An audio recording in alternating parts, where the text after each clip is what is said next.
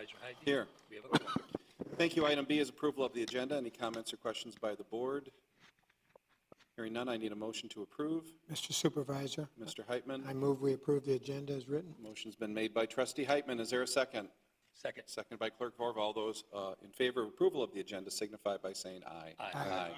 Next up is item C, new business, text amendment to the zoning ordinance number 99. Planning Director Laura Haw and Attorney Kevin Bennett. This deals with the changes to the fence ordinance.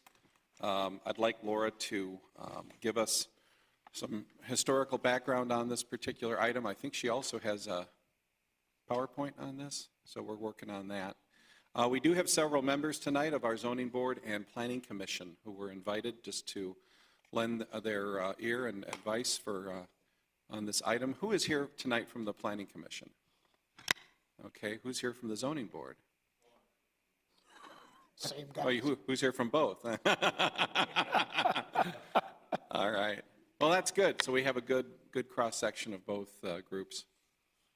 And please feel free tonight, ladies and gentlemen, if you have any comments or background that you would like to share with the board. We're not making any decisions tonight, but it would be my hope to get this on the agenda for the March 12th meeting.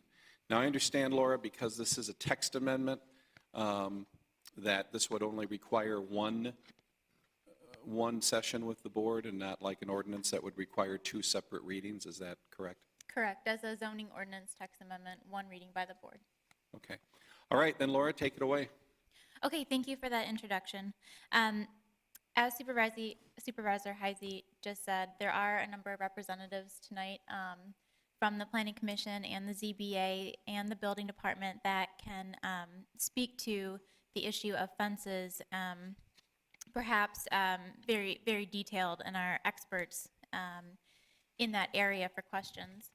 But the discussion this evening is focused on Article 6, which governs one-family residential districts, and so that is the R1E, the R1H, the R1S, and the R1. Those are all single-family districts, and it's only, this article was only reviewed for Section 6.4F, which deals with development requirements for fences. So I just want to make it clear that those are the parameters that we're working within. And the need for this really stemmed, starting last year, the ZBA was receiving numerous applications for fence variances to an increase in height from 4 feet, which is permitted currently, to 6 feet. And I believe, to my knowledge, there was only one fence variance in the past several years that was denied or amended. So these are requests that are not being denied in the township, and when that happens over and over again, it's an indication that the zoning ordinance is not serving the community to its best ability. And the ZBA can likely speak to some of those cases in more detail.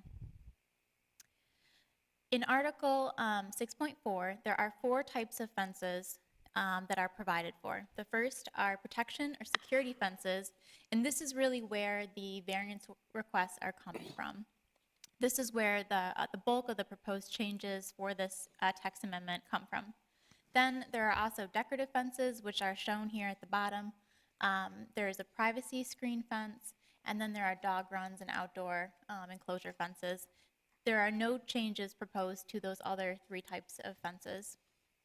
And then at the end of the section, we did propose some general fence standards that we'll go over in a little bit tonight.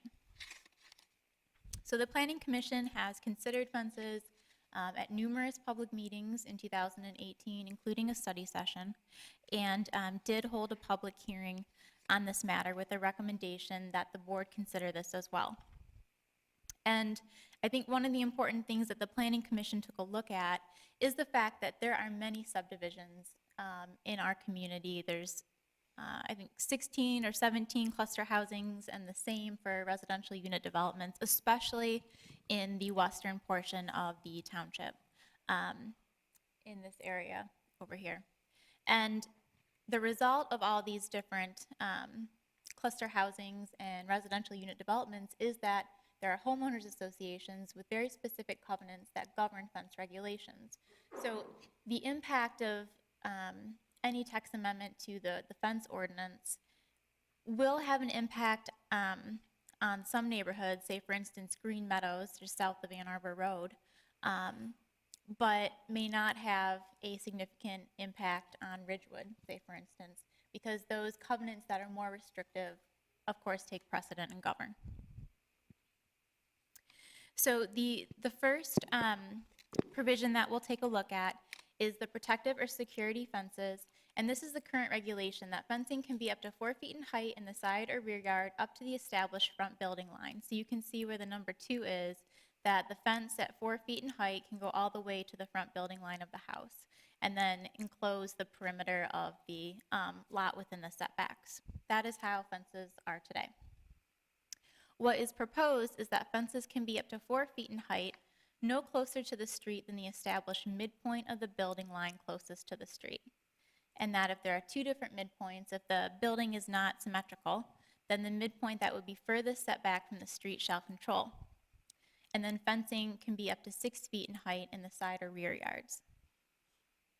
So that would then look like this, where the black would be fencing that's 4 feet in height, and the pink would designate a 6-foot fence in height.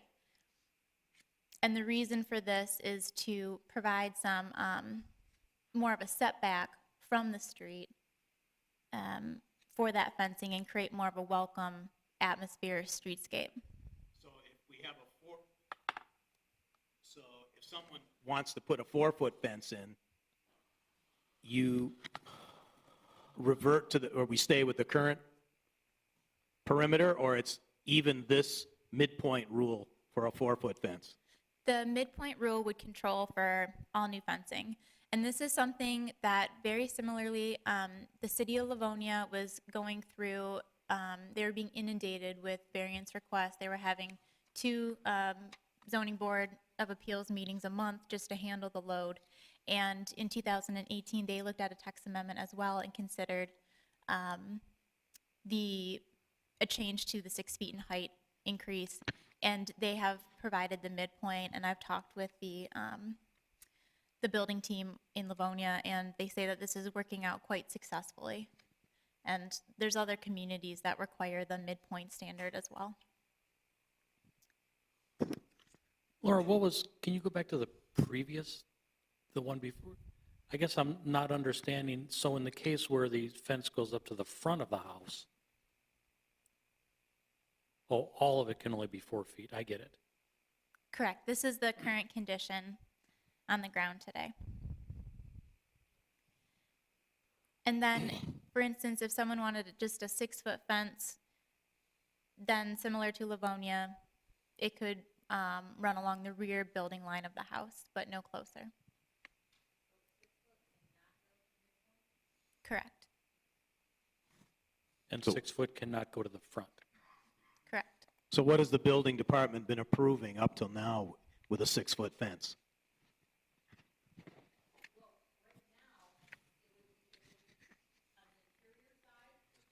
We can't hear you.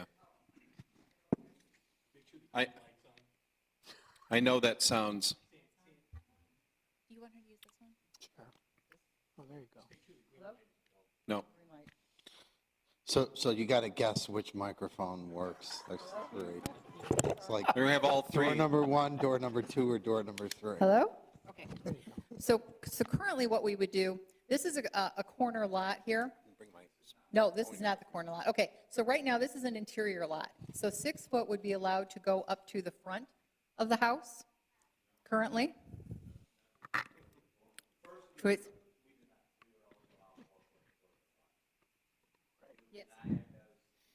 Well, no, right, after it went to, okay, after it went to ZBA, if ZBA approved it to be 6 foot, an interior lot could go to the front of the house as a 6-foot fence. Is that what you asked, Chuck? Yes. So today, if I want a 6-foot fence and I get it approved by the ZBA, it follows the same perimeter as the 4-foot all the way to the front building line. As long as it's an interior lot. If it's a corner lot, it has different rules. And that has to be approved by the ZBA, Yes. right? So what That we're make sense? proposing here, though, is different than what the ZBA has been approving. This is more restrictive. Well, as far as only allowing 4 foot to the front, yes, to 4 foot to the midline. So now we're going to have to distinguish between the difference of where they want to put the fence, and if they need to come up to the midpoint, I'm seeing a problem if they have a side door there. So what she just said was, if we pass this text amendment, no one will be allowed to put a 6-foot fence to the front of the yard. Correct. It can only come to the midpoint of the house, like she has drawn here. Now, if this house has a side door, that's where I see a problem coming in, as only allowing 4 foot coming to the midpoint and the rest being 6. Why would that be a problem? Somebody can't let their dog out, or? Correct. When you have dogs and kids, and depending what breed of dog it is, a lot of people need the height of the 6 foot so the dog doesn't jump the fence. These are like real life things that we deal with every day. I mean, the stories we get from people coming in, and I need this and I need this. So when I was reading this, I didn't realize we were no longer going to allow the 6 foot to come up to the midpoint, that was being changed to 4 foot. So you really have 2 different fences in the same yard here is kind of what this looks like. You're going to have a 4 foot and you're going to have a 6 foot. But wouldn't that applicant still be able to go to the zoning board for a variance, or is this now a? Right, but then that's what we're trying to get away from. I understand. Right. But also, so right now, I can have a 6-foot fence that goes, if you back it up, Laura, to your earlier graphic, so I can get that right now. No? Well, if ZBA grants it. Oh, right. Yeah, if ZBA grants it, yes, you can have this right now. So I can make my house and perimeter look like a fortress. Yes. On an interior lot. All right, so Laura, under the proposed new text, what can you do to the front of the house? No fencing, unless it's decorative fencing, could extend beyond the midpoint of the structure. Okay. So in some cases, this is more restrictive, and in other cases, it's less restrictive. Yes. How much do we charge today for a permit for fences? Ken, do you want to get up there too? Or, okay. It's based on the cost of construction.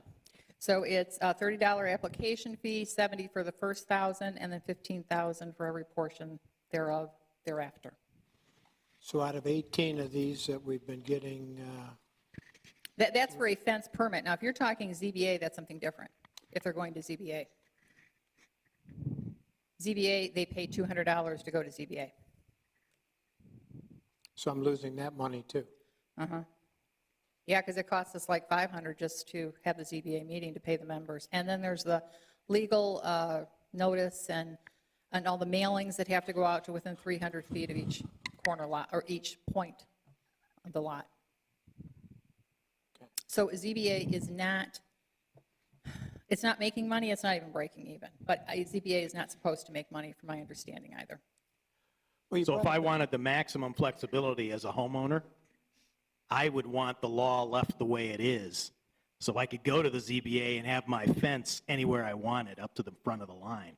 front of Yes, the house. but with the text amendment change, that's not going to be allowed. Oh, I see what you're saying, and then go to ZBA and say, hey, I want it to go to the front. Sure.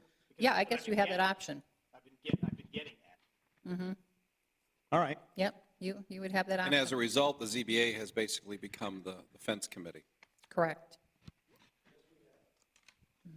Well, you brought up a great point on dogs. And I was kind of wondering why we didn't change the dog run piece of this amendment. Is that, apparently we we- can have 4 dogs in the township now, that's the rule? Correct. You're allowed 4. So I can have 4 dogs running up and down the dog run next to my house with a 4-foot fence? No, dog runs can have 6 foot. Dog runs are different, and they have to be very specific in size to length and width. Well, maximum is 4 foot in the side yard and 6 in the rear. So it's nice the dogs can only jump in the back instead of the jumping over the sides, right? Okay. I don't Truthfully, know. I've I was never- just So- wondering why we didn't change that. So let's back up to Laura's presentation. I assume you're not done yet, right? There's some more. Okay, so let's get through Laura's presentation, and then we'll have our questions. Okay, thank you.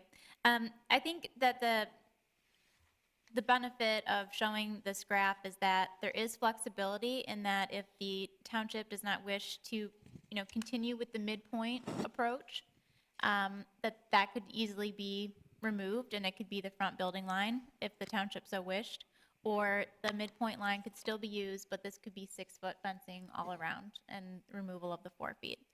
The idea that we're trying to get away from in planning is the creation of, here you can see on the left, where it's just the front building line of the house and then the 6-foot fence that almost just creates this complete barrier to the street. And at least in kind of the literature, the master plan, that this doesn't, this type of approach doesn't seem as friendly and kind of match the community-oriented township that we have. The other key point in this, in here it's in red, is that exceptions may be granted to permit side entry doors to be enclosed by proposed security fencing by the reasonably sound judgment of the building and code enforcement. So in this case, let's say that this blue dot represents the location of the side door, then the building department would be allowed to extend that midpoint to enclose it. They would have that flexibility within the ordinance to make accommodations, recognizing that there are a wide variety of home types in the township. Secondly, there is a provision on corner lots that right now, when the fence has to be set back 20 feet and 20 feet, and then run at a 45-degree angle. This would give the building department some flexibility when there isn't a visual obstruction present to waive that requirement. So for instance, this is a photo from the building department that was recently taken that shows that there's an existing fence on the neighboring lot.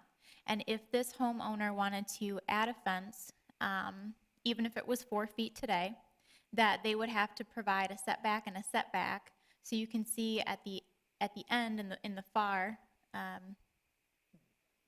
distance here that there's a 45-degree angle as a result of the fence. And if there's no side yard garage that would be impacted by that, then the fence would be able to continue without seeking a variance by the judgment of the building department. And so that's one additional provision. And then at the end of the section, for fences, there are 4 new provisions.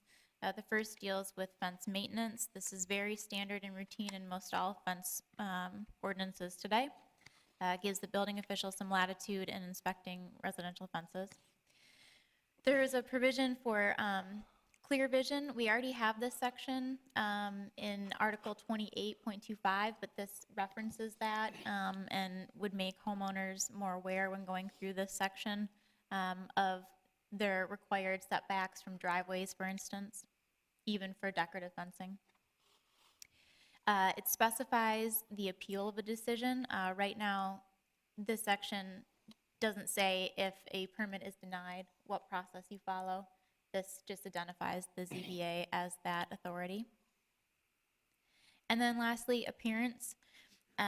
This is to present a finished appearance on off-site, and states that the more finished appearance shall face the exterior of the lot, and that high-quality fences and neutral colors that are consistent with the surrounding neighborhood design are encouraged.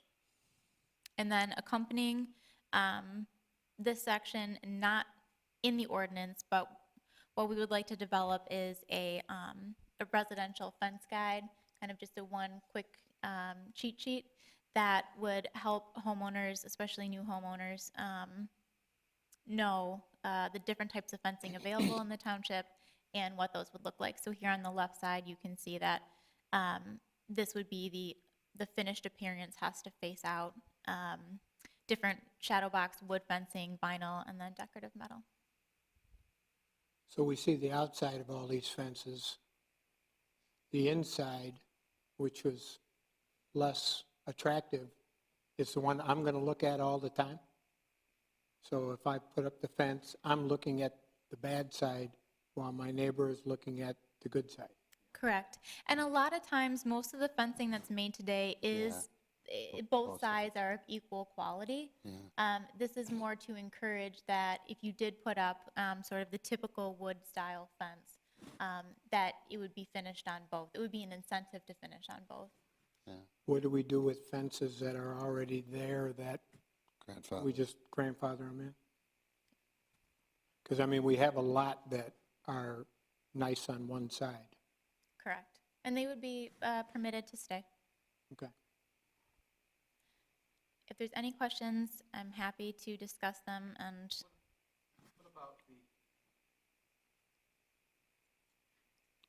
So that concludes your presentation? Correct. Okay. We've had this discussion before, Laura. What about a scenario that I've seen before many times in the past, where you have an existing chain link fence, or you have neighbors with, I've got a 6-foot fence, neighbor's got a 6-foot fence, and there's sort of that, 5-inch no man's land in between. What about removing chain link fences, and where do you put your new fence on which side of the chain link, and what do you do about the grassy area, or the no man's land between your chain link and your new fence, or between your new fence and your neighbor's fence? Because you see that happen sometimes as well. You can have trees growing up in between there, and then it gets into a maintenance issue and a weed issue and all of that. How does this ordinance address that scenario, or does that already exist? you're correctly describing that no man's land that can sometimes grow between the fences, and it becomes unkept. It is my understanding that the building department, when new fences are installed, that if they don't want to either replace the fence that's on the property line or have it be directly adjacent to it, then there is at least enough separation provided so that you could send a push mower down that strip and make sure that it's able to be kept, litter-free, cut the grass. If I currently have a 4-foot chain link fence, and now I want to put up a 6-foot, vinyl fence, does the township make me take down the old chain link fence? I'm not sure. How would the building department handle that?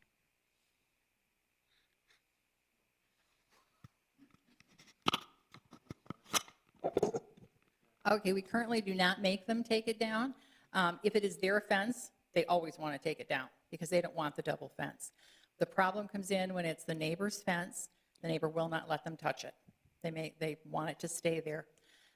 Even that ugly old chain link, you wouldn't believe how many people are very attached to that chain link fence. So the new person gets to put up their 6-foot fence, but they have to maintain that space between there. That's about the best we can do with them. The homeowner who installs the new fence? Correct, because now it's not going to be able to go on the property line, so it's brought in. So their property is behind their 6-foot fence, or 4-foot, whatever it is they're putting up. In my first home, that was the understanding of the city, that I had to be responsible for that area. Yes. So I had to weed whack it, I had to get back there, and every once in a while, I'd miss something, and, I'd end up with a fairly big sprout coming through there. So Yeah, we really haven't had too many complaints about that, very, very few. Really? Very few people have complained that it's not being maintained, and the ones that aren't being maintained, the ordinance officer will go out, leave a notice on the door, and it's usually taken care of. If we can only get the people to take down the other one, but they just won't. Yeah. Some of them will, but most of them won't. Right, okay. Do you see this change being more work for the building officials? No, I think it's wonderful. Because I was a little concerned, especially the fence maintenance piece, that, if a fence is found to be in need of repair, by the building official, who tells them? We are pretty much complaint-driven. So it would be somebody complaining to us, hey, my neighbor's fence, looks awful, I need something done about that. And then it would be up to Nicole Ford, the ordinance officer, to go out and look at it. Because what one person thinks looks awful, another person may not. So it has to be determined that it really does meet the standards of looking awful and must be repaired.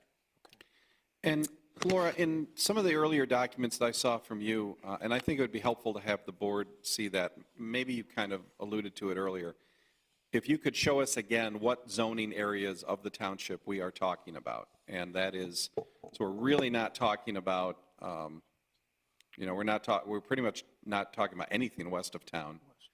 I should have brought my laser pointer tonight. I didn't think I was going to need it, but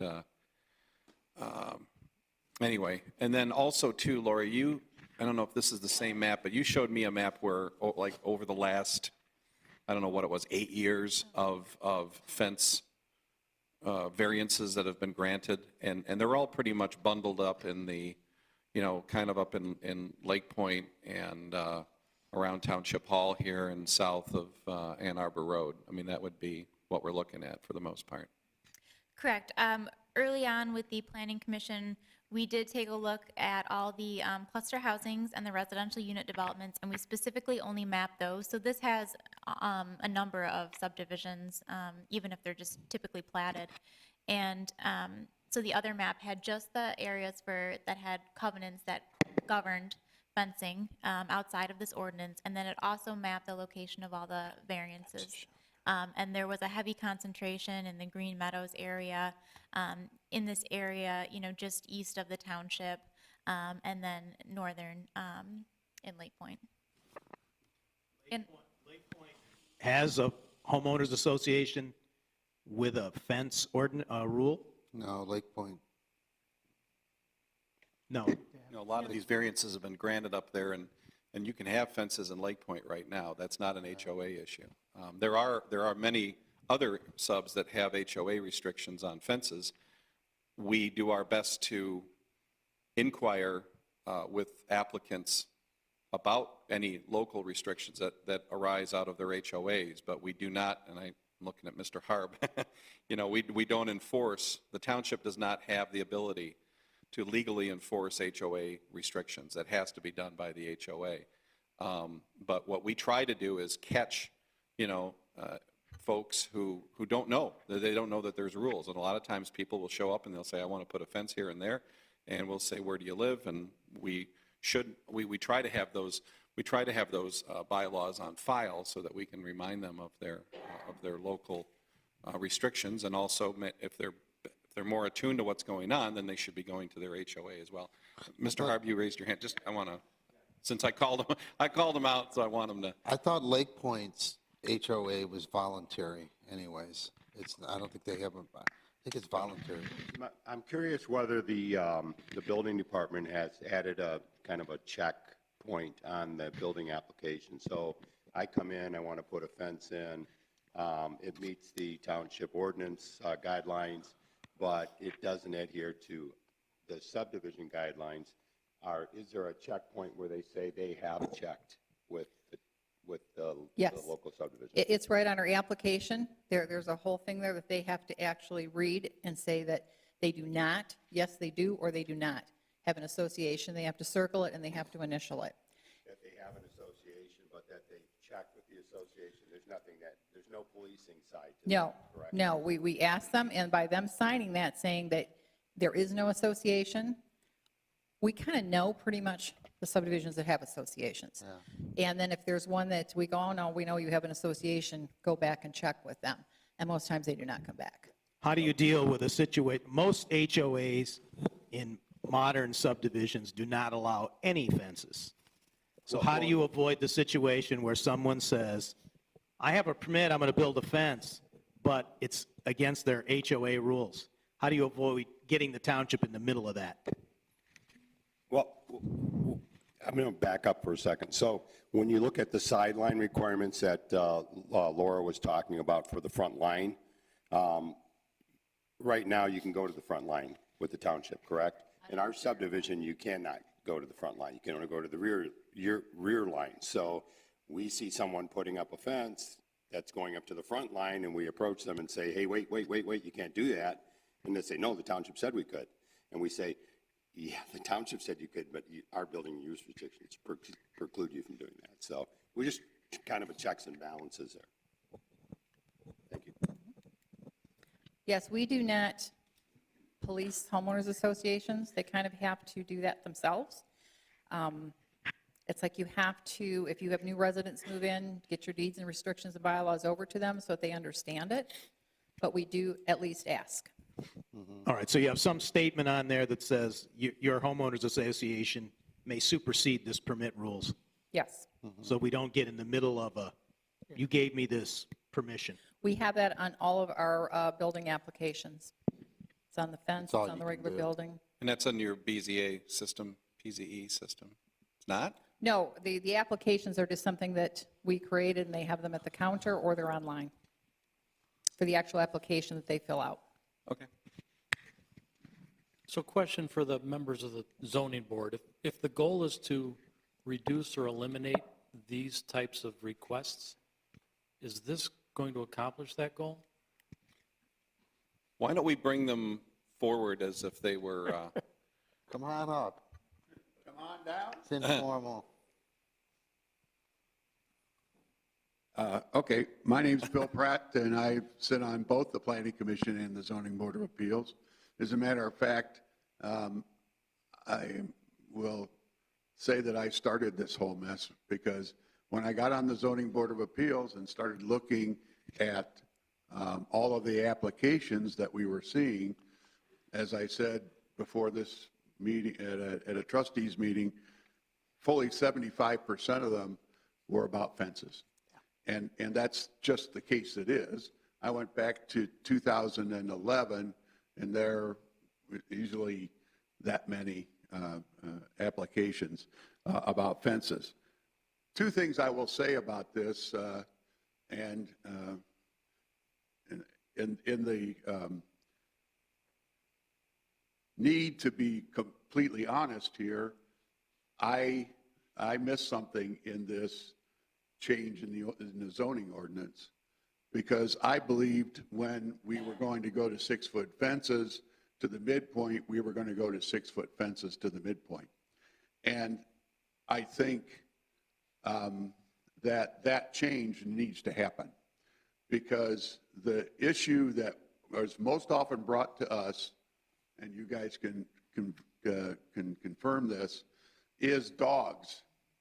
And to have a 4-foot fence to the midpoint and a 6-foot fence in the back does those people no good whatsoever. So to me, that makes no sense.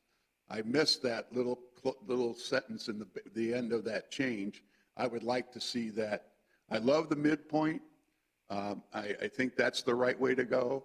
I think also that the 6-foot fence makes sense as long as we can assure that at least we're monitoring the condition of that fence. And that's why I think the portion of this that's at the end is as equal importance to the 4- and 6-foot fence issue. And we've had many different reasons for folks wanting 6-foot fences, but most of them have to do with dogs. So I just offer that for you. It just seems to me, as far as the cost issues, I can guarantee you that these applications are costing the township money. They're costing them money because they get a $200 fee. Well, you come to a zoning board of appeal meeting with 5 members, and you got $500 right there. And then that's the least important part, because these folks over here spend hours and hours preparing all the materials for those meetings. And it just seems to me not to make any sense. So what are you saying? That's my point. Yes, sir. What do you, point to the thing behind you, and what are you saying about the proposed change that you want modified? I want that 6-foot fence to go to the midpoint. So the black hash mark that says Because 4 right foot. now, Chuck, I'm sorry. That's okay. Go ahead. So the black hash mark that says 4 foot, you want that to be 6 foot. Exactly right. But you don't want it going up to the front of the No, house. no, I want it, Yeah. I want the midpoint, but I would suggest to you that this scheme doesn't make any sense for the vast majority of the reasons that we get requests for 6-foot fences. Now, that is a protective, if you go back one, did you have another one that allowed a 6-foot to the front? I mean, not to the front, to the midpoint? In the front yard? Midpoint, yeah, in not? front of the midpoint. Okay, rear yard. All right, so there's something in this ordinance that needs to be reviewed again. I would say that one sentence, yes, needs to change. Now, whether or not that can be done, because part of this has changed already since Planning Commission saw it and approved it. So whether that can be done, the key to this issue is, well, from my perspective, is I've been working on this really since about August of 2017. I think that's when I came on the Zoning Board of Appeals. So I said to both the guys on the Zoning Board of Appeals and the Planning Commission, we need to take our time and make sure we get it right. Now, I will tell you that this section, since I've sat on a Planning Commission since the year 2000, when the zoning, the entire zoning ordinance was reviewed and changed, this section wasn't changed. This section, as it stands today, was probably written in 1974, when there weren't any appropriate 6-foot fences probably for Plymouth, albeit what's in Canton. So my point to you is this, that I think this is well thought out and good, except for that one issue. Okay, let's hear from some of the other. It's pretty board members. major. 4-foot versus 6-foot there, right? No, all we're doing is we're moving it back from the front to the side yard, side house. My name's Mike Carlin. I'm also on the zoning board. But I'd just like to reiterate what Bill said. If the idea is to eliminate some of the zoning board meetings with fences, this will not do it with the 4 feet in front. And for the primary same reasons, a majority of them are dogs, but also children. And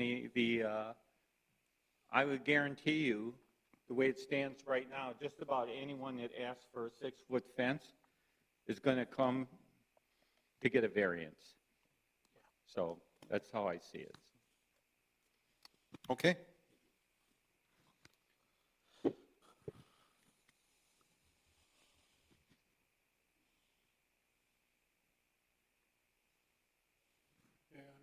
Tim Boyd. I'm the newbie on the zoning board, so I've only been listening to this for a little over a year. Just completely agree with Bill. Nobody can hear you. I think you need to get closer. Okay. Completely agree with Bill on the need to have the 6-foot be all the way around, because it is the dogs. That's the most frequent thing we hear about. But a couple of other things. A number of us do drive-bys on all these zoning board appeals, and I'll just say that my recollection is that in most cases we are replacing 4-foot chain link fences. They're ugly as hell. They're old. A lot of them are rusty. Making this change really improves not only the look of the house that it's being involved with, but the surrounding area. So I'm in favor of this for that reason as well. I think it could encourage people to take down the ugly 4-foot chain link fences that have outlived their life and put up some of these new, more attractive 6-foot things. Just one other comment here. Well, I did I did just want to emphasize the actual wording of the zoning amendment does speak to the point that these would have to be not chain link fences to be 6 feet. So just want to make that point. Finally, as a zoning board member, I don't mind taking the time to go through all of these. So if you guys don't want to change this, it's okay with me. But from a perspective of a homeowner, having to prepare and go in front of the zoning board is a hassle for them. And a lot of them aren't used to public speaking. It's a source of stress. And I just think that beyond the $200 fee, it's all the preparation time that they take. I think being homeowner-driven in Plymouth Township would suggest that we need to make this change as well. Now, Tim, based on everything you've all said, is 6-foot fence all the way around. Yes. This would also be the dog run piece that we were talking about as well. Is that your understanding? Maximum, right now we say maximum height of 4 feet on the side and 6 foot in the rear. Gary, we haven't had any dog run issues that I'm aware of. So really what we're saying is that we want 6 foot all around is okay, but it has to terminate at the midpoint of the house. We're not going back to the first slide that showed the 6-foot fence potentially going to the front of the house. I think we would agree that that is not aesthetically pleasing, Yes, like that slide there. Oh, yeah. But that the midpoint of the house would accommodate the homes that we're looking at that would predominantly be asking for this accommodation, because they have doors on the side of the house. Think Lake Point, where you want to have that security fence or that fencing closer to the street so that you can open your side door and let your dog out. Don Shetler, I agree with it, but I would say don't get rid of the side door exception. That if the side door is past midpoint, the fence goes past that, because you want that. That's Past that, what is that? You're talking Towards the Piece front. there. yeah, You need to bring the fence past the front, past the side door. closer to the street. Right, so past that the they side can door. You can let the dog Yeah, out. I think You could do like a 4-foot notch too. We didn't have to bring all of it forward, just a section up like that. and Right, it would come go back. past the midpoint. The building department has a discretion to review it. I you guarantee could- you that will come to So the us. door can be inside the fence. Yeah. yeah, I think that's what we're talking about. No, I know, but it just seemed like it was Yeah. being stuck that this wasn't coming up, and I just want to make sure that this, because this has been in a couple of them. But I wouldn't want to move that whole fence that way. I would just want to do a notch, like 4 foot. Have the fence line on the front of the door, and they go up about 4 feet and then go back. Just so Jerry, you don't that have it defeats going- what he just said about the dog jumping, and Yeah. then you got a 4-foot. No. Not a 4-foot fence. Just a 4-foot notch. Not where you're bringing the whole line out. Just have a cutout to where you bring the, you want to bring it all the way up, all the way to the fence, all the way to the perimeter of the lot, just enough to let the dog out. But Jerry, Cut Jerry, back. you're talking about a lot of these fences are in the driveway, and that's not going to work. Okay. Yeah. just- It's like if Lake it Point, did, Jerry. Yeah, because a lot of them come across the driveway, and then you're going to put the fence in the middle of the driveway. That doesn't make any sense either. Also, these fences are very expensive. There's nothing cheap anymore. Okay. So Laura, how hard would it be to make that change in the next, let's see, on the next day? If we were going to get this on the 12th agenda, or you want to move it to the 26th? That change could be made tomorrow if that's the pleasure of the board. I mean, we'd still be considering this. I'm not saying that we're voting on anything tonight, but we could still vote it down or up on the 12th. Okay. I have an unrelated comment when we're finished with this discussion. Sure. Kevin Bennett. May I make a suggestion? if there are minor substantive changes to the ordinance, the board has the option of holding a second public hearing at the meeting. I think that would be advisable, because the exact changes that went before the Planning Commission and the Planning Commission's public hearing would not be presented to the board. So the board has the option, not the requirement, but the option of holding a second public hearing before they adopt the ordinance. But then that has to be published. Yes. When you say they, you mean the planning commission? Pardon me? A public hearing at the planning commission again? No. No. Here. Saying the board has the option of having a second public hearing on a text amendment to the zoning ordinance. Which means we wouldn't be able to do it until the 26th, because that means that the clerk has to publish it. The statute calls for a 15-day minimum notice. Is it that substantive of a change, in your opinion? My philosophy is always be better safe than sorry.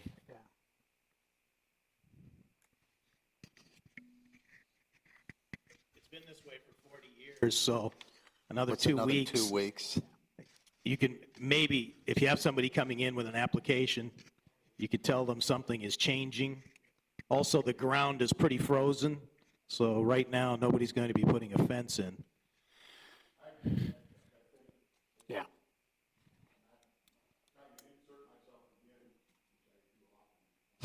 No, you don't, Bill.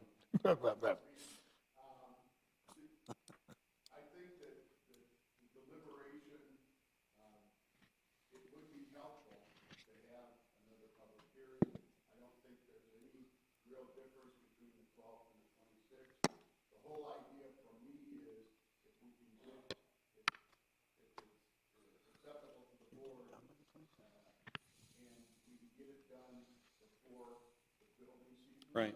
That's it, yeah. Makes sense.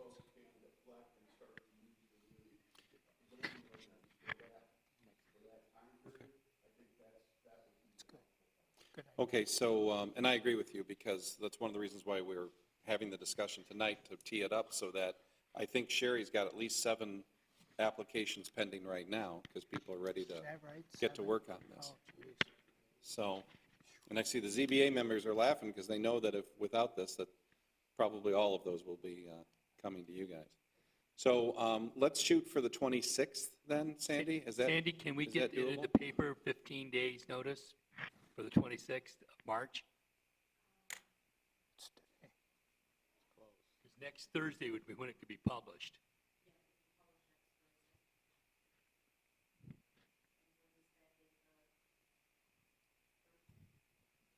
Well, when's the copy deadline? 14th would be, the 14th is next Thursday. That'll be 12 days. You put it off till April 8th, 9th. Yeah, it'd have to be in order to meet the ordinance. State law.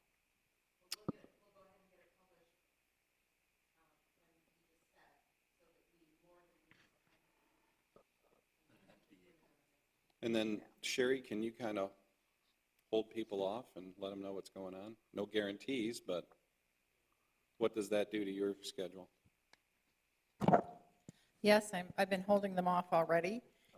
They do not want to pay the $200, so I think if I can give them, hey, it's going to come up in April, that we can make them wait, because you can't really put the fence up right now.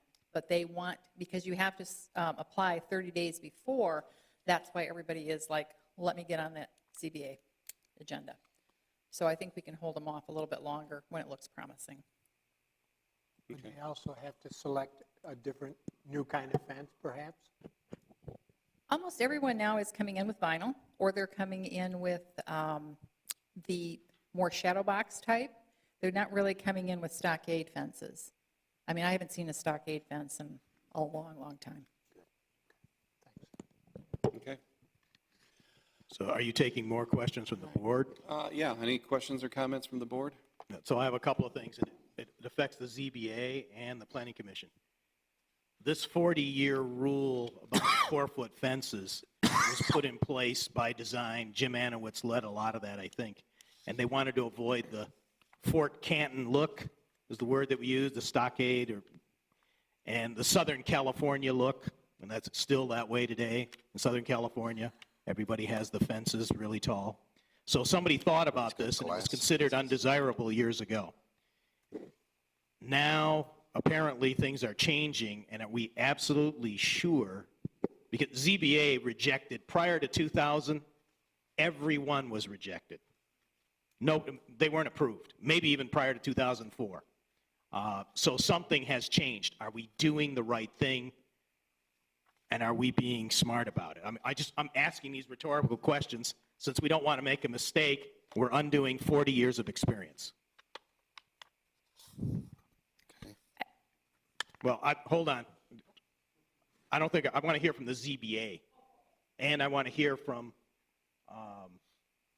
the Planning Commission. I think we have the most senior person here. If I could Dennis Sabalski and you. What's the question? What's the question is what's changed in 40 years to make fences are considered undesirable in most neighborhoods, even today. That's why homeowners associations don't allow fences. Almost all of them don't allow fences except for swimming pools. It depends where you're at, but generally, I mean, That's generally the case. Statement. So I'm trying to understand what we're doing here, why it doesn't make sense. Are we doing the right thing, going down the right road? So the ZBA formally rejected everyone. Now the last 10 years or 15 years, they're approving everyone. So I don't help know me if out. that's- I mean, I don't know if let's have that's some fair. dialogue. So If I could just interject quickly, I think that Tim Boyd brought up a good perspective in that the type and quality of fencing has changed over the last decade or so, and that a lot of these replacements are to existing fences, but they're rusted out chain link fences that still allow for that sense of security in the yard. would you say that a plastic vinyl fence is considered a desirable fence aesthetically compared with wood? That's a personal preference, I think. You would? Don't have to say that. Personal preference. Okay. Two things, Chuck, that the biggest thing we get are neighbors not liking each other times. And a 4-foot fence still allows you to see them or throw things at them, and so we've gotten to where sometimes neighbors don't want to see each other. The other thing is vinyl fences are mostly the ones that come in 6 foot. You don't get a lot of them in 4 foot that they want to use.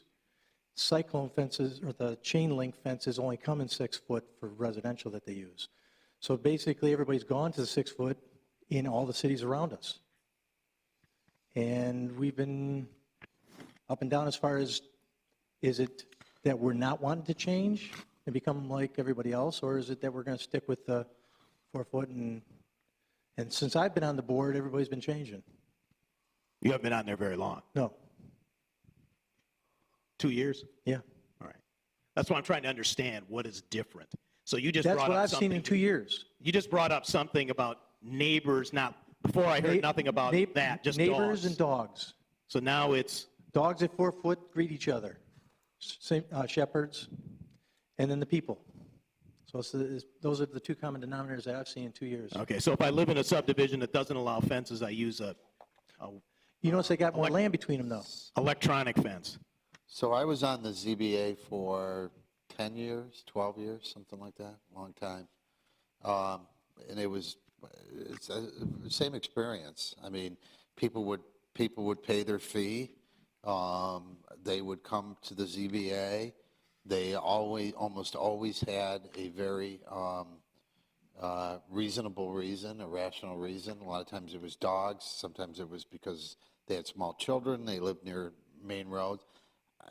I don't ever remember one where the person was going to put up something that wasn't enhancing the aesthetics of the home rather than detracting from it.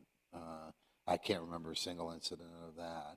And the price of the fences, they're all nice. Sorry, Don. When I was on the ZBA, say that again, Don? I said, if you're paying that much for fencing, you're going to get nice. Yeah. You're not going to get a terrible looking fence. And I mean, there's some examples of, maybe people had special needs children. I remember 3 or 4 of those. But the point being is that I think the sentiment was that it was even less from the perspective of it costs the township money, is that it costs our residents, money that they have to spend, really, I thought unnecessarily, because it was not an unreasonable request. And so that was where part of the catalyst, it's been discussion for years for that reason. Now, if you have some concerns about that, then maybe the ordinance ought to be constructed in a way that would address those concerns, so that the exceptions, you're not going to get somebody that puts up something that is really going to be, look worse. I think that's part of the problem. And then there's, so that, yeah, I'll stop there. Okay, are we all set? Yeah. Anybody else? Yeah, go ahead, Bob. If we're going to move on, as long as we're talking about text amendments, I wanted to clarify something, particularly when the Planning Commission is here, because when we were talking about the other text amendment, I don't know where it came from, but there was a comment or a sentiment expressed on the board that other text amendment relative to the developer that wanted to build on the Northridge property was initiated by the Planning Commission, and that was not true. I didn't hear that, but some other members of the Planning Commission heard it that night. And said here at the meeting it was initiated by the developer. But somehow there was an impression made that it was initiated by the Planning Commission. So I just wanted to make sure we were clear on that it was the developer. Okay. Anybody else in the audience on this item? Sherry was going to say something before I asked to have the ZBA.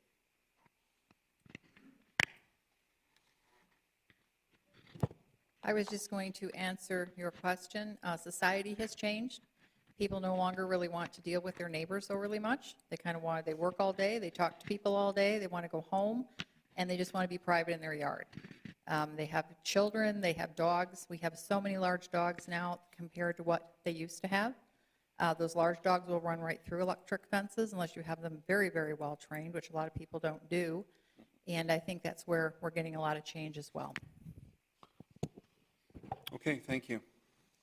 All right, so I think we have direction now for the planner and the attorney and the clerk's office in terms of where we're going to go from here on that. Thank you, everybody from the boards who came here tonight. Thanks for your participation and your input, because it's very valuable to us. Next up is item C2, Future of Recycling with GFL. Again, this is not a matter that we have to make any decisions on tonight, but we have it's an issue that is not unique to Plymouth Township. I think if you just do some Google searches on the state of recycling right now around the world, you'll find that there is very limited market for recycled materials. And this is also the case here in Southeast Michigan.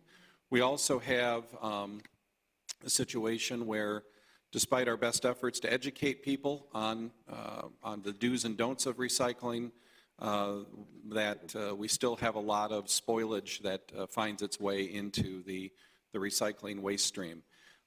When you put recycled materials into the green bin, it is picked up by the recycling truck that has the big claw on it, and it tips it over, it dumps it in, puts the can down. Hopefully it hits and stays level and it doesn't tip over. I had a lady call me who said that it always rains on trash day. I said, I have no control over that, but no, I used to, but not anymore. But the situation is that when you put your recycled materials in that green bin and it goes in the truck, it goes to a facility in New Boston, Michigan, and it's what's known as a single stream recycling facility. And it's a wonderful madcap type of operation that kind of reminds you of Willy Wonka and the Chocolate Factory, where trash goes in one side and it gets sorted, and it gets sorted by hand, by machines, by gravity, by magnets, by air and wind. It's really cool. And at the end of the day, the objective is that the plastics and the glass and the paper and the aluminum are all neatly sorted. And that's, for the most part, that's how it works. But there is still a lot of spoilage, which means that the stuff that's spoiled has to go to a landfill. And on top of that, there is a global downturn in the market for recycled materials. We can go through each one point by point. I mean, basically the only one that has any serious value still would be aluminum. But as far as cardboard and paper and plastics, the market really isn't there. So GFL is our waste hauler, and they are formerly, that's the former Rizzo company. And Rizzo, now GFL, still has the contracts for almost all of the communities in western Wayne County. And they are slowly going around to their customer communities and describing the current state of affairs with recycling. And they are asking for communities to look at different options to deal with this lack of market for recycling and the increased costs and the increase in processing fees that GFL is experiencing at their recycling facilities. So given the shift in markets, and Bob, if you could just go up to their letter there, because they say here that given the shift in markets and contamination rates as described in the letter, that's at the top of page 2. They are proposing the following options. One is that GFL would continue to collect all materials placed for collection in recycling carts for processing at a facility with an increase of $2.07 per household per month charged to residents for recycling collection to reflect the increased cost to GFL of continuing to provide this service. And they gave us a chart. The other option would be for them to collect all of the materials, whether in trash or recycling carts, for disposal to a landfill or the Detroit incinerator. Many communities have already rejected the incinerator idea. The Detroit incinerator has been around for about at least 40 years now, but it still is extremely controversial, and there are many arguments that have been made. I'm not here to argue them pro or con, but the environmental justice movement and residents who live in the area of the incinerator have tried for many years to have it shut down, and I don't think we want to enter that debate or that fray. So I really look at it as two options right now, and then we have some offshoots of those options. First of all, getting back up to option 1 that talks about the $2 per month fee. They also, when we met with GFL, and we meaning myself and Sarah Weissel, who is here tonight, she is our solid waste coordinator, they also told us that they would reimburse us at some point for this additional fee that we would be paying. And I asked if we could get that in writing, because I believe that would have to be some kind of contract amendment. I still haven't received that in writing, but we did get an email from GFL stating that during our last, and I'll just read it because it's not very long, during our last meeting it was discussed that we GFL will share in the commodity revenue when the markets return. I confirmed that with our regional vice president. There will be a formula based upon the current markets for the material and processing costs with a revenue share. If you require any other information, don't hesitate to contact. I'm not quite sure what that means, and I think we would need a lot more information on that particular offer. I don't think that was the best authorship of that offer. So we need to explore that a little bit more. I'm not going to bet that that's an offer that's going to stay on the table. It sounds kind of too good to be true, and I'm still not sure what they mean by revenues and a share of this and that. That sounds a little sketchy. So I still go back to what we're looking at right now, which would be the $2 increase per house per month, $24 a year. What do we pay today? That's a 100% increase. I understand that, Chuck, but I'm just telling you what's in the letter. So that's the one option. The other option is to continue using the recycling bins, basically as a big green trash can, and that will go to a landfill. Anyone who is in the public education side of solid waste will tell you that once people don't feel that they need to recycle anymore, that they won't, and that they'll just use the green trash can as a green trash can. But that if and when the market stabilizes and we go back to recycling, it's going to be very difficult to get people back into the swing of doing it again the way you're supposed to. So those are just some of the pros and cons that exist. I know the city of Westland is in the news tonight. They have opted to send it to a landfill. I do not know of anybody who is taking it to the incinerator. I believe City of Northville is taking it to a landfill. I don't think Canton and Livonia and Northville Township have made any decisions yet. They're kind of in the same boat that we are. Another question that I would have, first of all, we got a couple questions for Kevin Bennett. One would be, is there anything in our current contract that would either preclude this request or demand? And what options can we exercise under the contract with respect to recycling? The other question would be, if we agree to take this to a landfill, can we get a discount? They're not having to pay the recycling fees anymore for processing, so could we get a discount? I have started reviewing the contract. Well, there's a couple of things that are clear. First of all, GFL cannot raise the price for recycling without the township's consent. Right. What the contract states with respect to recycling is that GFL would get to keep all the revenues that it received as a result of turning in the recyclable materials. Apparently, as you pointed out, Mr. Supervisor, there's no longer a market for that, so it's not cost effective for GFL to take recyclable materials to a recycling facility. There's nothing in the contract that mandates that GFL, nothing that I've found thus far, that mandates that GFL take recyclables to a recycling facility. So it appears what GFL is trying to do is saying, fine, we'll keep the price the same, but we're not going to take the stuff to a recycling facility. It's too costly for us. If you want us to keep taking the stuff to the recycling facility, we're going to charge you this amount of money. So they provided a table here. These are their numbers that shows that in 2018 they lose $52 per ton, and in 2019 they're projected to lose $86 per ton. So that's why they're asking for the increase. That $86 per ton of loss comes out here to $207 per month, per home per month, would make them whole, or at least that's what they claim in this spreadsheet. That's a snapshot today. It's a snapshot today. It could change. It could change. Yeah. To me, it seems like we hold them to the contract, don't increase the price, and give them complete discretion of what to do with the recyclables. If the market improves, they'll sell it.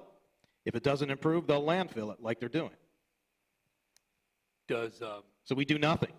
Does this change in the market almost be tantamount to an impossibility on their part to fulfill the contract? And does that impossibility aspect of contractual law go to the point to where they say, now we're taking all this extra stuff to the landfill, make it impossible for us to fulfill the contract because now our tipping fees are going up?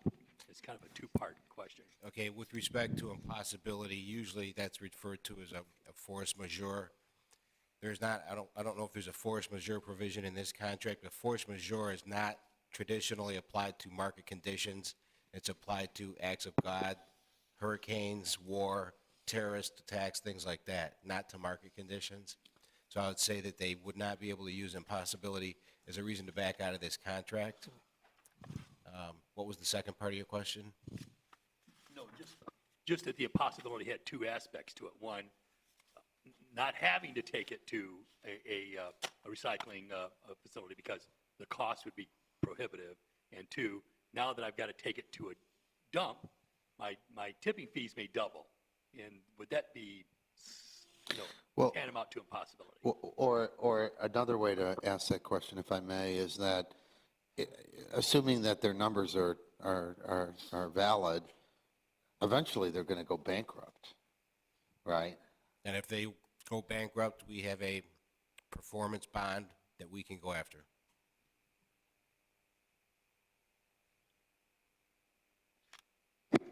Okay, any other comments? You know, I've been to one of their facilities in British Columbia in the last month, and GFL, they were very aggressive about promoting recycling. They even had an employee at the yard directing people where to put things. So what are they doing in the fatherland? I don't know. So I say we hold them to it. They'll be let's see how good their executive skills are. I think that given the fact that in Plymouth Township, my understanding is that we are one of the greatest, or the largest, what's the right word? Our volume of recycling is far above average, even in this part of Wayne County.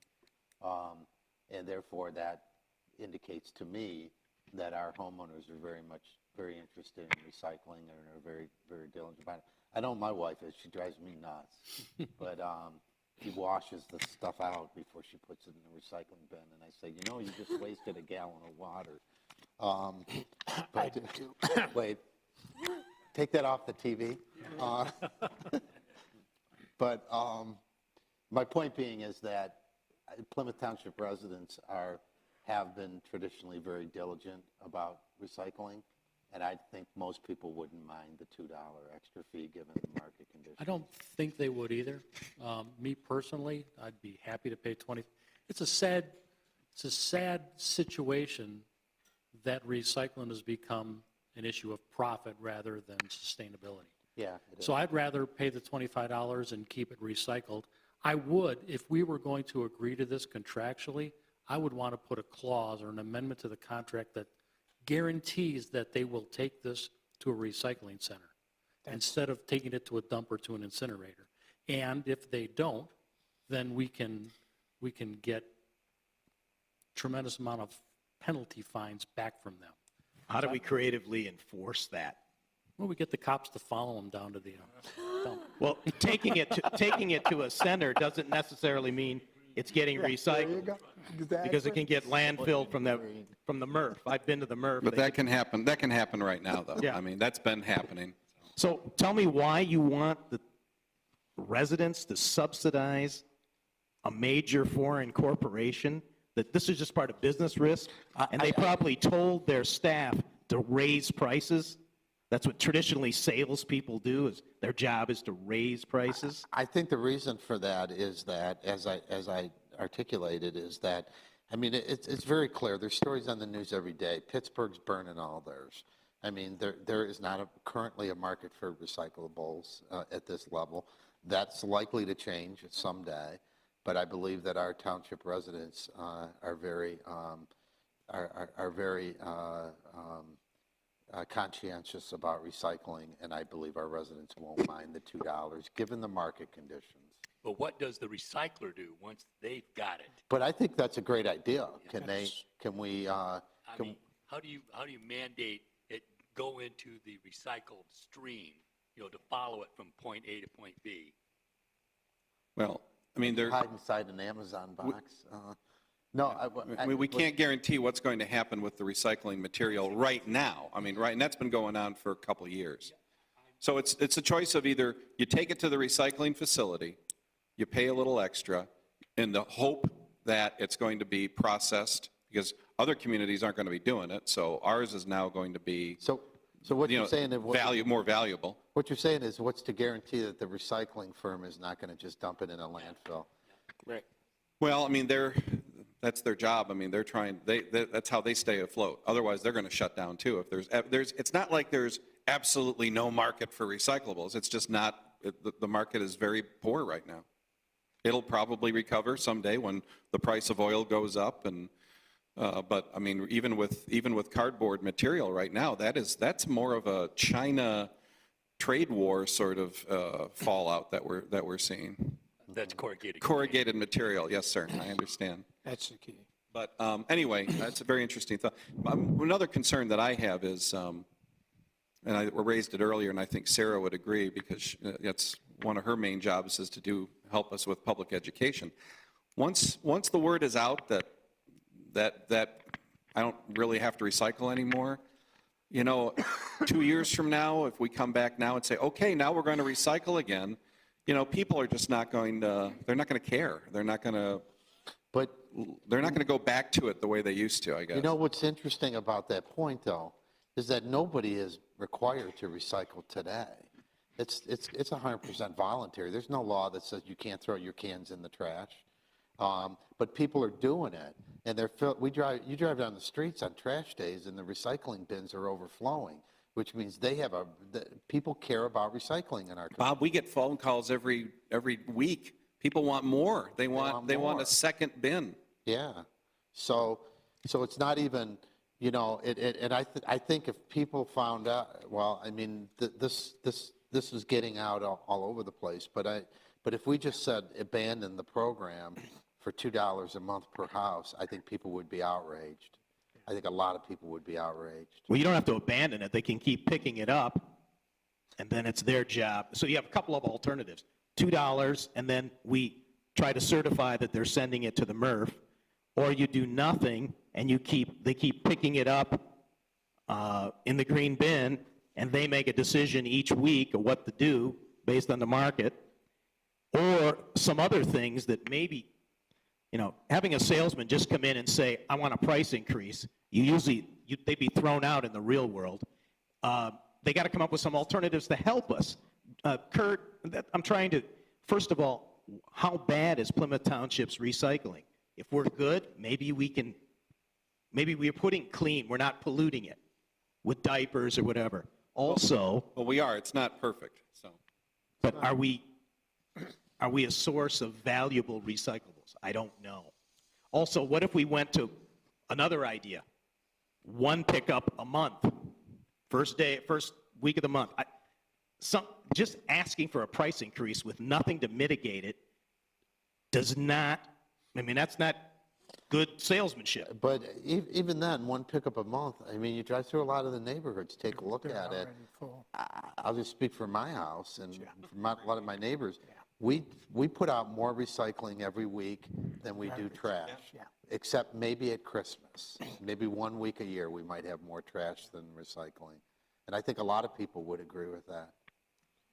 Well, and if you look at the kinds of things that we are recycling, and the big three you immediately think of when you think recycling, plastics, metals, and glass, and those are all gone down. Those things are down. So what's up? Amazon boxes, the corrugated boxes, the residue, and the mixed paper. And that's the number one thing that they're saying is driving this price increase, is because they can't separate those kinds of things. Well, they can separate it. It's not separation is not the issue. It's saleability. I've witnessed it. It's separated easily. That is not the issue. It is not separation. Well, nobody will buy them then. Okay. Right. There's no market. Sandy, will you hand out that article that was in the Wall Street Journal on Saturday? Just some other information. Everybody's dealing with it. Thank you. okay, so while we're looking at that, does anybody in the audience have anything on this? Does our direct solid waste coordinator? Well, I'm just asking.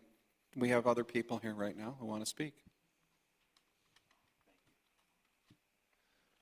As far as I know, I haven't seen two trucks picking up. It's all one truck doing the whole load.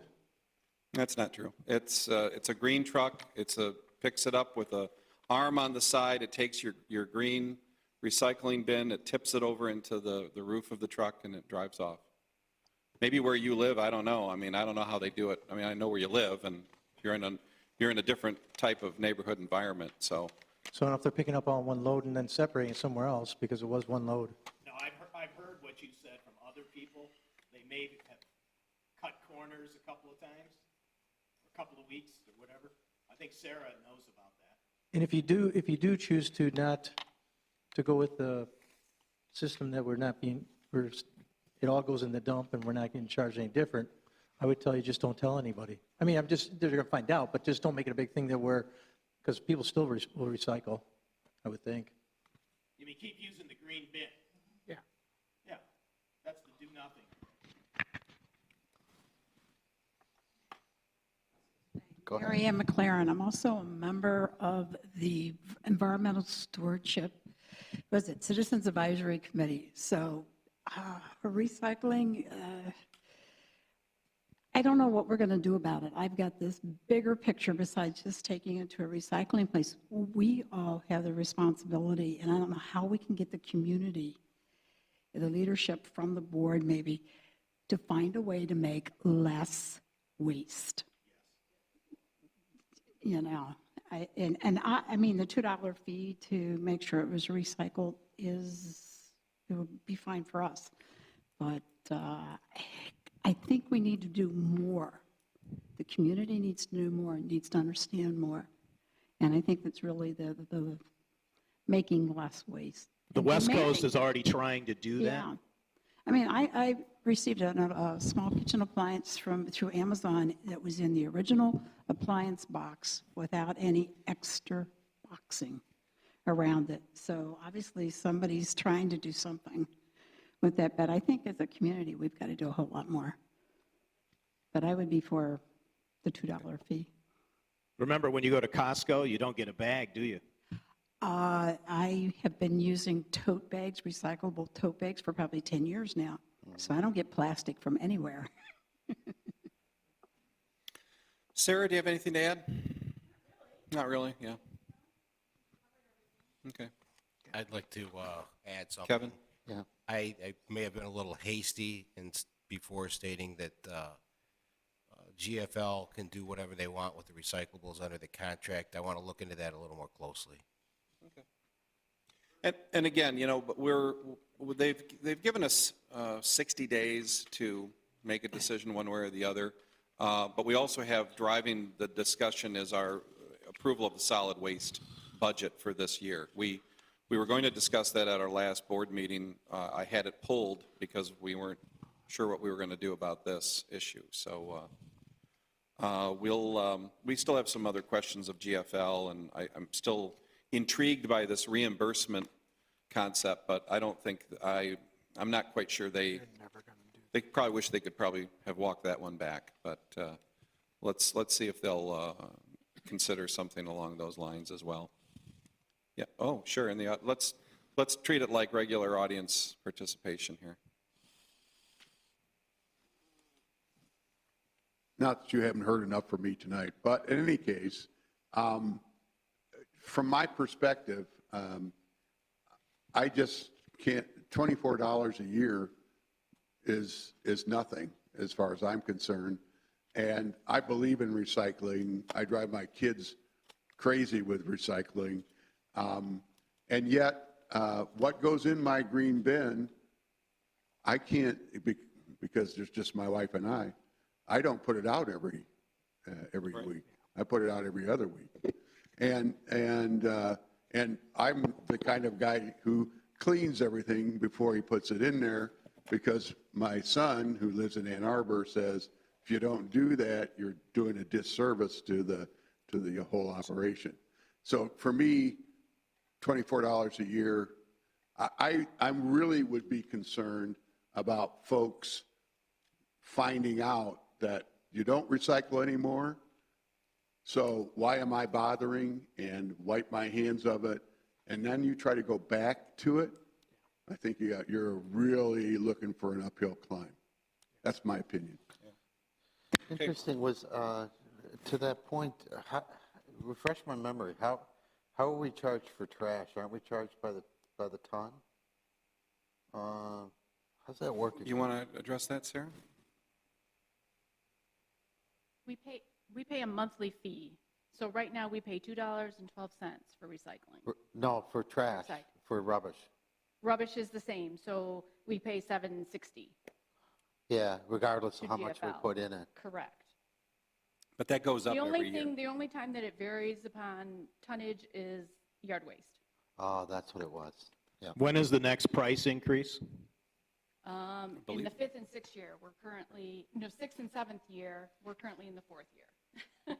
So, It was And what has March. diesel fuel been doing for since the contract was started in October of, when was it, 2015? 2015. What has diesel fuel done? What was that? Diesel fuel, which is a major cost. She doesn't know. I don't know about diesel. Ask them. How about pork Let's ask them. bellies? Oh, Pork bellies. you know, why did we have a 7-year contract? That's- But I can tell you that we do pay one of the lowest rates. in the 7-year area. contract is good, isn't it, Kurt? It's terrible. I would never have agreed to a 7-year contract, but anyway, It's a bargain. wasn't here. Well, we hurried up and got it done 6 months before. Well, we had to actually get it were done. Supposed to. Had to get it done, Got that approved So- early, yeah. yeah, oh well. And where are they now? So, okay, are we all set, public-wise? Any other comments or questions from the board? All right, let's move on. So next up is item 3. This is employee salary and benefits posting online. Bob, you just want to summarize it quickly? Yeah, We just can get quickly. moving? So my request is that just really in the interest of transparency and for a couple other reasons that I'll get into, what I'd like to see is a publication of total compensation for employees. Somebody had asked me about, it sort of exposes people, so it doesn't really have to be by name. We could do something maybe by role, but I think it would be really valuable in the interest of transparency, and it helps dispel some rumors, because there's some rumors out there that are just not true. Our firefighters are being paid $150,000 a year is the latest one that I've heard. So I think this would help, and it would also help us be a little bit more transparent. So that's it. My only request on that is if we could hold off until the labor contracts are completed. That'd be fine. I mean, we're in the middle of, we have 6 labor unions. We're negotiating with 4 right now. We're going to start up with a 5th in a matter of weeks, and then the 6th, they expire, it's the dispatchers, they expire at the end of the calendar year. And I'd like to get that, I'd like to start negotiations with them, really right after Labor Day. Can we publish to the board? I'd like to see it, particularly if we're in the midst of labor contracts. I'd like to see what total comp. Yeah, I mean, we would have to create a document that would then be subject to FOIA. Well, we'll. But why, if you, I thought you meant just hold off for a short period of time. Why would that impact labor negotiations? Well, I'm concerned that it would, especially in the case of the fire union, we have not begun negotiations with them yet, and to publish salaries from the current contract, which will expire at the end of March. And I'm kind of looking at the labor attorney here, because my concern is that publishing something like that in the midst of labor negotiations could be misconstrued as possibly as an unfair labor practice by the township. John, you want to comment on that? Yes. Good evening, members of the board. The supervisor did mention this request to me a couple days ago. We had a conversation about it. And first of all, it's not anything that I am familiar with. We're literally printing people's names and salaries and total compensation. Well, you can redact the names, just put the role. Right, but again, you're going to have positions, and as the supervisor said, we're just about to embark in negotiations with the fire. Again, I haven't been through negotiations with that unit yet. That could lead to some contentious issues. Why? It's the public's money. Well, but the issue is timing. The issue is timing. The budget process is the process to which this body votes in terms of establishing budgets for departments, which necessarily includes salary and benefits. So are you saying that if a member of the public FOIA'd, how much does Bob Dorshevitz get paid, we can say none of your business? I'm not sure probably not. I don't know what form of documentation you have, but you're not the subject of a labor contract, and you're not in a union, so it's a little bit of a different situation. Yeah, I think you're wrong. It can be construed that management. I think you're wrong. I Publishing think your something like opinion's wrong. that could, on the eve of contract negotiations, could be seen as attempting to influence the course of negotiations or provide undue influence one way Yeah, or I the mean, other. I'm not saying that it necessarily amounts to an unfair labor practice, but certainly could give that perception and certainly could tie up the process. And if they're going to file an unfair labor practice charge on a Merck, that could consume all of our time and could take away from what we really want to do, which is to get down to the table and get a deal done. Well, So- I'll tell you, I'm not voting for any contract if I don't know how much people are getting paid. Well, End of discussion. that comes through the discussion process that we have internally. I mean, was that's cop- a non-starter. I was a cop for 10 years in the city of Plymouth, and Ed Wendover every year published not only the wages, but everybody's name. And so I got to be famous for a couple times for working some overtime, but I don't see a problem with the public knowing how much people make. I mean, it's public information, it's public money. I don't see it as a labor contract problem. It's been done historically in this community. You're not saying put the names in there too, are you? I'm saying it's been done before. Yeah, I that had doesn't my make name- it right. I didn't say that. I'm saying I had my name published. Yeah. And how much I made and how much of it was overtime. It's all public information. I mean, I can tell you my personal experience. My second term in the legislature, Speaker Jace Bolger published the names and salaries of every single employee of the Michigan House of Representatives, from the chief of staff to the janitors. And I mean, it was a very contentious, unpopular decision. I don't think that putting the names on there would have been the appropriate thing. I think what you do is you put the positions and whatever the salary range might be. We already published the contracts online. Well, I think that's what he was saying. Yeah, but He didn't answer me. I think what you have though is that I think the public has the right to know what the total compensation is, and I'm going to just make up a fictitious role. The Minister of Recycling, right? And you can say, well, the range is 80 to 100,000. But what the public doesn't know is that the Minister of Recycling also gets 15% deposited into their retirement fund. They also get this. They also get overtime. They also get this payout. And when you look at it over the course of the year, I mean, what every company that I've worked for is, provides you a statement. It says, here's the value of everything that we give you, including the value of your benefits, right? And I think the public should have a right to know that. What is the full total compensation by role, these people are getting at? Well, it's clear they have a right to know it. It's the timing is the issue, is what I think is the debate. Is that right? Well, and also if you want to get good information, I mean, right now we're at, of the 6 contracts that we have, 5 of them are expired or set to expire, and the other one expires at the end of the year. Kurt, it's done by historical. What you would do is you take the 2018 W-2 wages and benefits and all that. You wouldn't go forward typically. You do history. Because you can't predict overtime for 2019 or 2020 or whatever. So yeah, right. It's a historical number. The number already exists. We've already got it. It's just a matter of when you put it out. And it's clearly legal if somebody asks for it. So I guess one other issue of confusion too is that I know in some of the groups you've got 2-tiered, right? So you've got some individuals that had defined benefit defined. So there is some.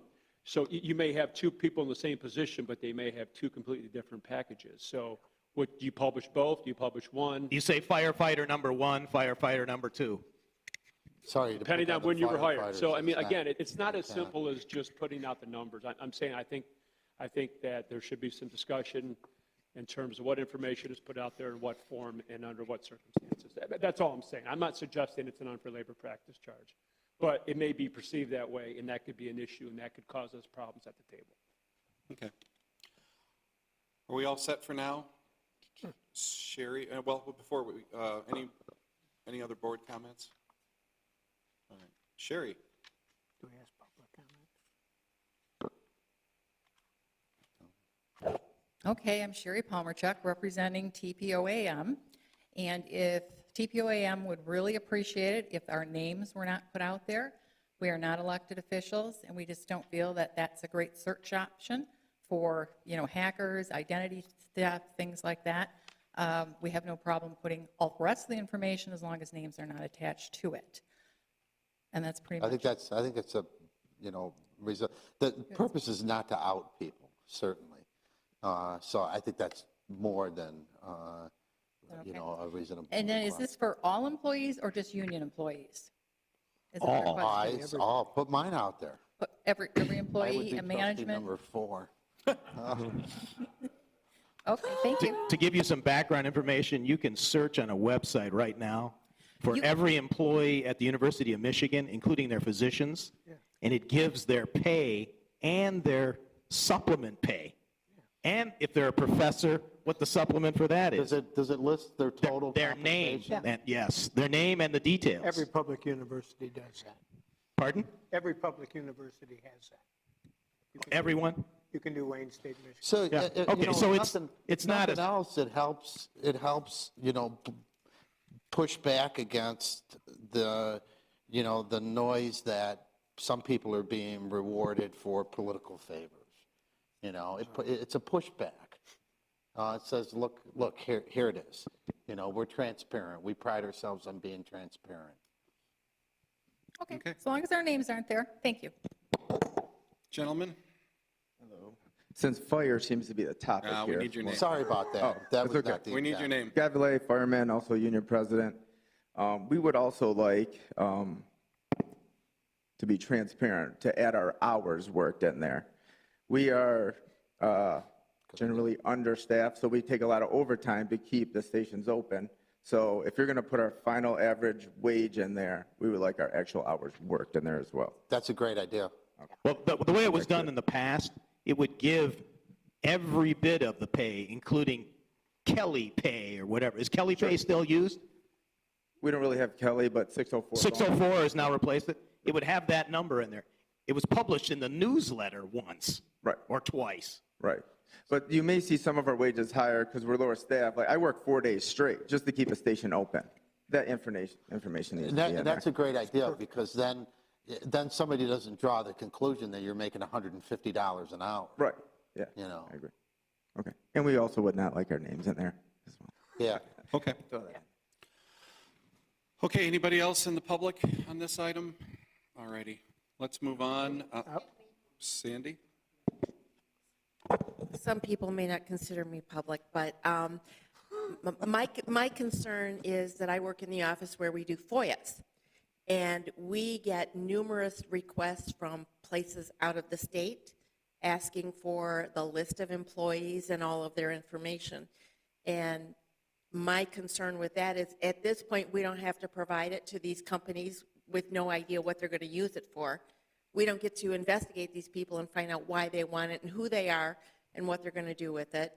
And once you provide a list, it is then something that people can FOIA. If there isn't a list, it's been kind of nice to say, we don't have one. So I'm just making the point, I just want you to be aware that it is something that there's a market for. I'm not sure what the market is, but there are companies who have already asked. We've probably had at least 4 or 5 requests for that type of information on a FOIA. Makes sense. But if the names weren't on it, then. But you didn't provide it. Well, we didn't provide it because we didn't have a listing. That's my point. If there's not a listing, you can't provide it. If there is a listing, then you have to, and then you have to get into what, who are we providing this to? What are we supposed to? You don't provide personal information. Well, the FOIA requester wasn't savvy enough to say, I want to know they can name a name and they can ask for that. And you can't say you don't have a record of it because you do. Right. It's their W-2. My point is, it's not individual requests, it's companies. I don't know what their motive is. I don't know who they are. They come from out of state, and they just want a listing of all of our employees, all the salaries, all the benefits, all of that type of thing.